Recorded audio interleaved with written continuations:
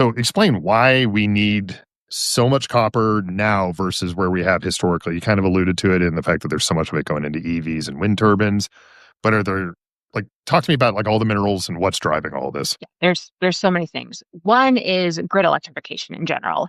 Historically, we've relied a lot on things like diesel generators in places like sub-Saharan Africa. And as we move towards more stable grids where people can enjoy the same kind of electricity access that I have, I love having air conditioning when it gets hot.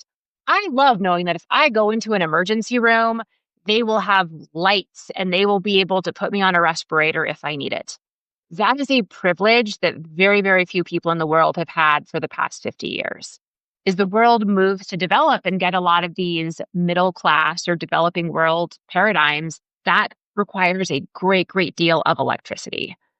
There have actually been studies done in developing countries like Bangladesh is where they've studied it the most. And when they introduce more electrification and more grid electrification, children don't die during childbirth because they have access to safe and clean environments. And women tend to go to schools, they have better economic outcomes, and they can contribute overall to a developing economy. So these all feed into this really cool flywheel where the more people see the quality of life that we have here, and granted, I grew up in Alaska where sometimes it would snow and we wouldn't have power for a few weeks, but we can still deal with that. And now people want the wonderful quality of life that I've had, and I totally get it, but that requires a lot of copper.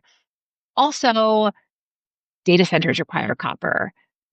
Renewable energy requires more and more copper, and the population growth requires copper. It really is the fundamental backbone to absolutely everything is copper. It carries electrons.